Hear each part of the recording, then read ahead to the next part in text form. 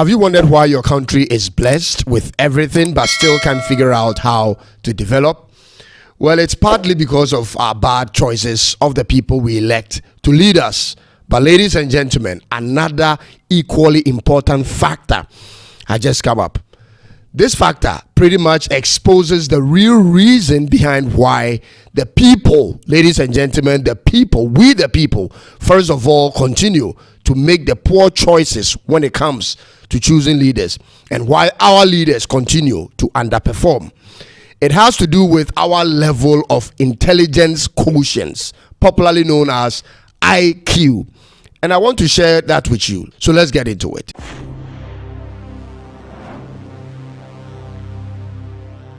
Thanks for choosing to watch today's episode. Be kind to subscribe and click on the notification bell for more of my contents. I know you've heard of IQ severally and maybe know so much about it already. But do you really know what goes into determine who has high or low IQ? Good.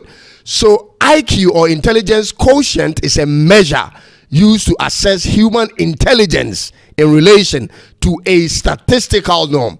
Simply put, it's a process to evaluate a person's cognitive ability, such as a person's ability to reason, solve problems, understand complex ideas, ladies and gentlemen. You see, the standard deviation for calculating a person's IQ levels ranges between 85 to 115, but 100 points is a typical world average, meaning the closer you are to 115, the smarter you are, and the lower you are from 115, the dumber you are.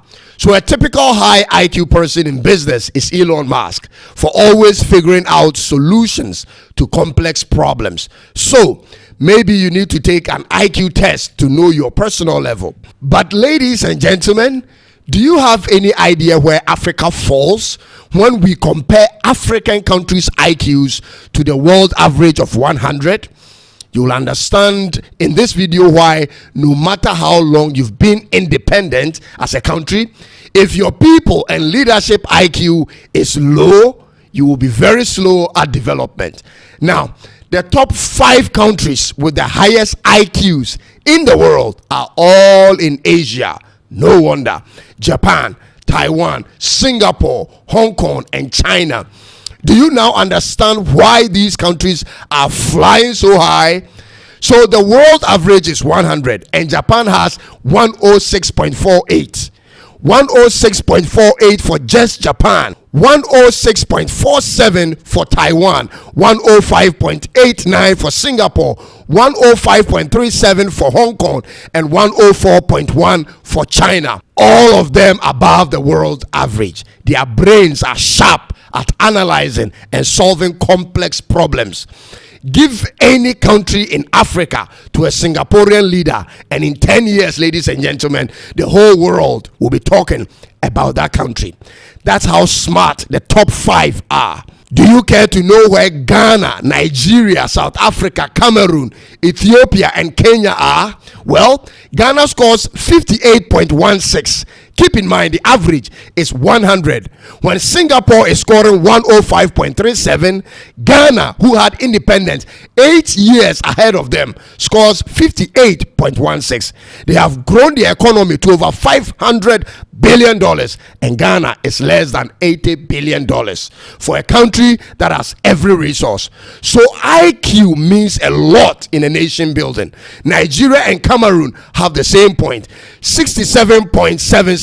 Kenya is 75.2. Senegal has 77.4. South Africa 67.87.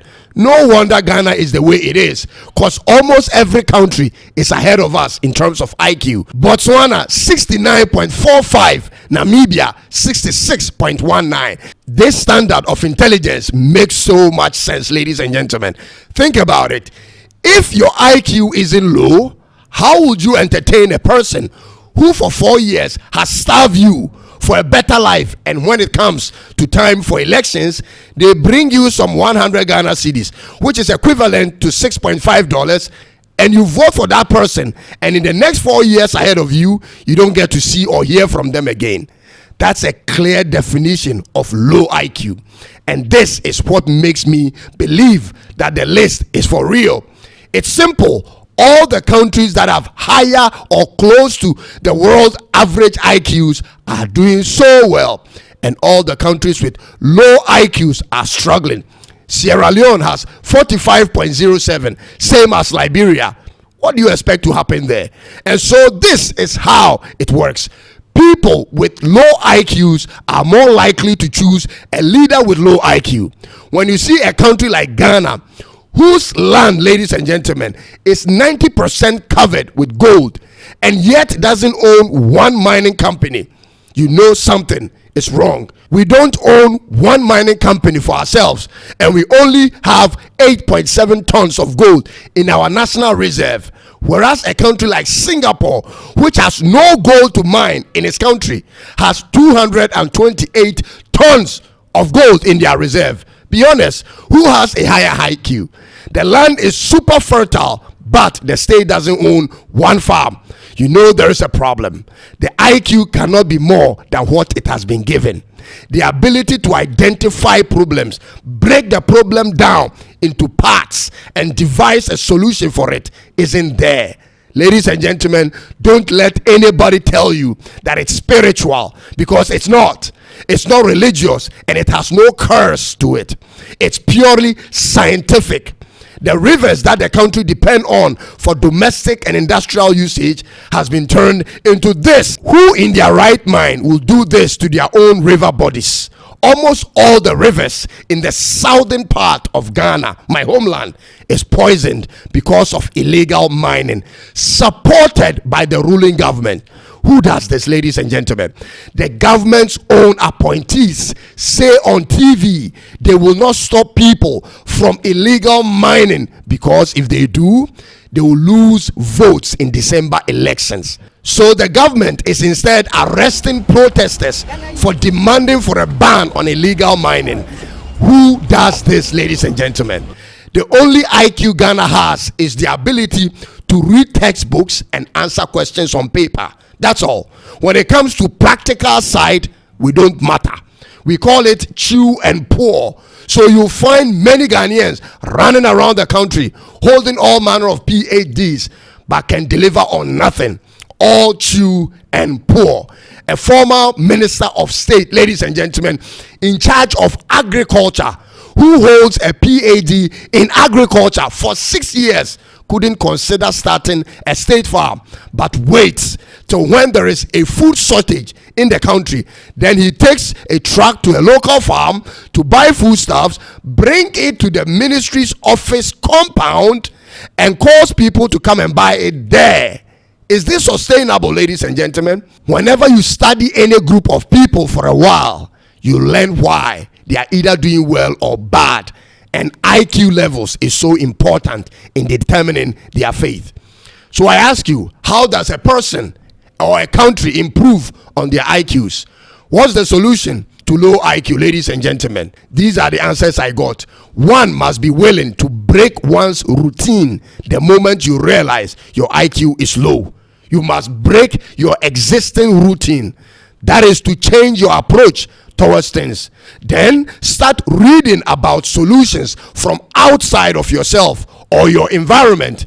Then solve puzzles and seek new experiences to increase your IQ. Also, one must introduce more proteins and vitamins in diet. Very important.